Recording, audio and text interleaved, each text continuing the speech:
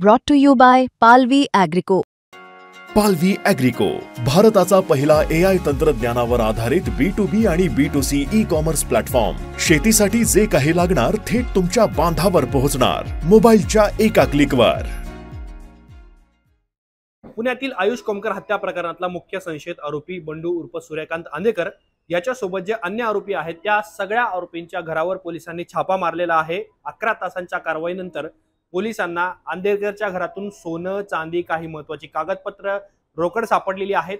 तर दुसरीकडे याच आरोपींच्या यादीमध्ये वाडेकर नावाचे जे आरोपी आहेत त्या वाडेकर कुटुंबियांच्या घरी सुद्धा पोलिसांनी छापा टाकलेला आहे आणि तिथे सुद्धा पोलिसांना काही रोकड किंवा दागिने किंवा दागिन्यांच्या पावत्या सुद्धा आढळून आलेल्या आहेत। या प्रकरणामध्ये आतापर्यंत पोलिसांनी या सगळ्या आरोपींवरती मकोका कायद्याअंतर्गत कारवाई केलेली आहे आणि यांना पुढे जे काही गुन्हेगारी कृत्य हे करू शकतात त्या दृष्टीने त्यांच्या आर्थिक नाड्या आवळण्यास पुणे पोलिसांनी सुरुवात केलेली आहे। तर आपल्याला या पोलिसांनी 11 तासांच्या छाप्यामध्ये नेमकं काय जप्त केलंय, बंडू आंदेकरच्या घरात नेमकं काय काय सापडलंय, किती रोकड आहे, किती कॅश आहे, किती चांदी आहे, कोणते कागदपत्र आहेत, महत्त्वाचं म्हणजे काही इलेक्ट्रॉनिक वस्तू सुद्धा त्याच्यामध्ये समाविष्ट आहेत आणि वाडेकर कुटुंबियांच्या घरी जी पोलिसांनी झाडाझडती किंवा छापा टाकलेला आहे त्यातून पोलिसांनी काय जप्त केलंय हेच आपल्याला या व्हिडिओच्या माध्यमातून समजून घ्यायचं आहे।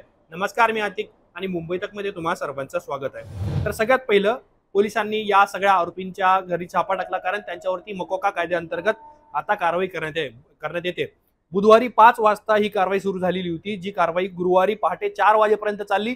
म्हणजे 11 तासांच्या छाप्यानंतर किंवा कारवाईनंतर पोलिसांनी अनेक वस्तू किंवा दागिने किंवा त्या गुन्ह्याशी संबंधित असलेल्या सगळ्या वस्तू जप्त केल्याची माहिती समोर आलेली आहे। आणि एक इंटरेस्टिंग माहिती काय आली माहिती का, की सूर्यकांत आंदेकरचा जो घर आणि तो सगळा 100 मीटरचा सगळा परिसर होता, या परिसरामध्ये आंदेकर कुटुंबियांनी 25 पेक्षा जास्त सीसीटीव्ही कॅमेरे लावल्याचं हे पोलिसांना तपासातून समोर आलेलं आहे। म्हणजे त्याच्या सुरक्षेसाठी आंदेकर हा किती काळजी घेत होता, अर्थात आता त्याचाही तपास होईल की कशा पद्धतीने लावलं गेलं, त्याला परवानगी होती का वगैरे वगैरे। पण आता ही कारवाई कुणी केली आहे तर पोलीस आयुक्त अमितेश कुमार, पोलीस सह आयुक्त रंजन कुमार शर्मा, अप्पर पोलीस आयुक्त पंकज देशमुख, पोलीस उपायुक्त निखिल पिंगळे यांच्या मार्गदर्शनाखाली या सगळ्या आयुष कोमकर आणि टोळी युद्धाच्या प्रकरणाचा तपास सुरू आहे। पण आता हा गुन्हा जो आहे तो पुणे क्राईम ब्रांचकडे वर्ग करण्यात आलेला आहे आणि पोलीस आयुक्त शंकर खटके यांच्याकडे या सगळ्या प्रकरणाचा तपास देण्यात आलेला आहे। आता पोलिसांनी छापा कोणाच्या घरी मारलेला होता, एक बंडू उर्फ सूर्यकांत आंदेकर आणि त्याची फॅमिली, दुसरं अमन पठाण, यश पाटील, वृंदावनी, स्वराज व तुषार वाडेकर या सगळ्या आरोपींच्या घरी पोलिसांनी छापेमारी केली। वाडेकरांच्या घरी काय सापडलं जे आरोपी आहेत ते आपल्याला पाहिजे, पण सगळ्यात महत्त्वाचं म्हणजे या प्रकरणातला मुख्य संशयित आरोपी बंडू आंदेकरच्या घरात पोलिसांना काय सापडलं तर 11 तासाला ज्यावेळेस 11 तास पोलिसांनी चौकशी केली त्यावेळेला 700 ग्रॅम वजनाचे सोन्याचे दागिने हे पोलिसांना सापडलेले आहेत। वेगवेगळ्या प्रकारचे एक प्रकारे पुण्यात अनेक लोक गळ्यामध्ये सोनसाखळी घालण्याचं सुद्धा चलन पुण्यामध्ये आहे, अशाही गोष्टींचा त्याच्यामध्ये समावेश आहे। तर महिला ज्या घालतात त्या सगळ्या सोन्यांची किंमत ही आजच्या घडीला 85 लाख रुपयांपेक्षा जास्त असल्याचं सांगितलं जात आहे। एवढ्या मोठ्या प्रमाणात सोनं हा बंडू उर्फ सूर्यकांत आंदेकर हा त्याच्या घरामध्ये बाळगून होता। 31,000 रुपयांच्या चांदीच्या वस्तू आहेत वेगवेगळ्या स्वरूपाच्या, मग त्यामध्ये अंगठ्या असतील किंवा बाकीच्या काही वस्तू असतील, आणि 2,45,000 रुपयांची रोकड म्हणजेच कॅश ही बंडू आंदेकर याच्या घरातून पोलिसांनी जप्त केली आहे किंवा फ्रीज केली असं आपण म्हणूयात। 10 पेक्षा अधिक साठेखत पोलिसांनी जप्त केलेले आहेत। पॉवर ऑफ अटर्नी आणि पेन ड्राईव्ह हे सुद्धा पोलिसांना मिळालेलं आहे। एक कार आहे आणि सोबतच अनेक बँकांचे पासबुक सुद्धा सापडलेले आहेत, विविध करारनामे आणि टॅक्स पावत्या। आता हे जे मी तुम्हाला सांगितलं हे ना संपत्तीच्या बाबतीत फार महत्त्वाचं असतं। म्हणजे साठेखत हे संपत्तीच्या एक प्रकारे त्याला कायदेशीर आधार दिला जातो, त्याचबरोबर पॉवर अटर्नी असेल, पेन ड्राईव्ह असेल, तर या गोष्टी सुद्धा पोलिसांना छाप्यामधून सापडलेल्या आहे। म्हणजे जर एखाद्या कायदेशीर व्यवहारामध्ये किंवा बेकायदेशीर व्यवहारामध्ये जर बंडू आंदेकर आणि त्याचे फॅमिलीतले लोक असतील तर त्याचा सुद्धा स्वतंत्ररित्या तपास आता हा केला जाईल। तर या सगळ्या त्याच्या घरातून ज्या गोष्टी सापडल्या त्याची जर बेरीज केली तर 85 लाखांपेक्षा आजच्या बाजारभावानुसार जे 770 ग्रॅम सोनं सापडलंय ते 85 लाख झालेत। 31,000 रुपयांच्या चांदीच्या वस्तू आहेत आणि जवळपास 2.5 लाखांची कॅश आहे। तर ही 1 कोटींच्या आसपास ही रक्कम जाऊ शकते। अर्थात ही कारवाई आता इथून पुढे सुद्धा सुरू असणार आहे।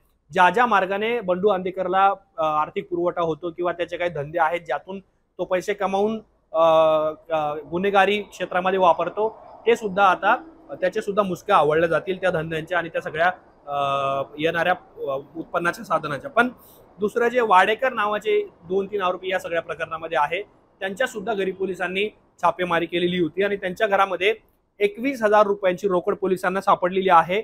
16 वेगवेगळ्या कंपन्यांचे स्मार्टफोन सुद्धा पोलिसांनी जप्त केलेले आहेत. दागिने खरेदी केल्याच्या पावत्या, अर्थात आता या वाडेकरांच्या घरून किती लाख रुपयांचे किंवा हजार रुपयांचे दागिने सापडले याचा तपशील समोर आलेला नाहीये, पण त्यांनी दागिने खरेदी केले होते तशा पावत्या पोलिसांना सापडलेल्या आहेत आणि एक 2 व्हीलर पोलिसांनी त्यांच्या घरातून जप्त केलेली आहे. तर या 2 कुटुंबियांच्या किंवा आरोपी असलेल्या कुटुंबियांच्या घरी ज्या धाडी पडल्या त्यातून पोलिसांनी संपत्ती किंवा संपत्तीचे विवरण, कॅश, रोकड, चांदी, सोनं, 2 व्हीलर्स किंवा वेगळ्या प्रकारच्या अशा गोष्टी जप्त आता करायला सुरुवात केली आहे. काही दिवसांपूर्वी न्यायालयामध्ये या प्रकरणाची सुनावणी झाली. त्यावेळेला बंडू उर्फ सूर्यकांत आंदेकरने मी माझ्या नातवाचा खून का करेन, त्यातून मला काय मिळणार आहे असं बाजू मांडण्याचा प्रयत्न केलेला होता. आणि ज्या वेळेला हा खून झाला त्यावेळेला मी महाराष्ट्रात नव्हतो, तर मी केरळमध्ये देवदर्शनासाठी गेलो असं त्याने त्याच्या वकिलांमार्फत मांडलेलं होतं. आता आयुष कोमकर हा बंडू उर्फ सूर्यकांत आंदेकर याचा नातू आहे आणि गणेश कोमकर हा त्याचा जावई आहे. तर समोरच्या एक प्रकारे हा नात्या गोत्यांमधलीच गुन्हेगारी आहे. मागच्या वर्षी वनराज आंदेकर जे राष्ट्रवादीचे माजी नगरसेवक होते त्यांची हत्या करण्यात आलेली होती गणेश कोमकरच्या टोळीकडून. म्हणजे त्याच्या एक प्रकारे नातेवाईकांमध्येच हे सगळं घडलेलं होतं. त्याच्या वनराज आंदेकरच्या हत्येचा बदला घेण्यासाठी आयुष कोमकरला मारण्यात आलंय असं सुद्धा सरकारी वकिलांनी कोर्टामध्ये सांगितलेलं होतं. त्यामुळे आता या प्रकरणामध्ये पोलीस अजून कसा तपास करणार, कोर्टामध्ये कशा गोष्टी घडणार, सगळ्यात महत्वाचं म्हणजे दोषारोप पत्र कधी दाखल होणार, त्यातून काही गोष्टी समोर येणार का हे पाहणं अत्यंत महत्वाचं ठरणार आहे. पण सध्या आंदेकरच्या घरात जे काय सापडलंय त्याबद्दल आणि वाडेकर जे आरोपी आहेत त्यांच्या घरातून पोलिसांनी ज्या गोष्टी जप्त केल्या त्याबद्दल तुम्हाला काय वाटतं जे आम्हाला कमेंट बॉक्समध्ये जरूर कळवा. असेच माहितीपूर्ण व्हिडिओ पाहण्यासाठी मुंबई तकच्या YouTube चॅनलला सबस्क्राईब करायला विसरू नका.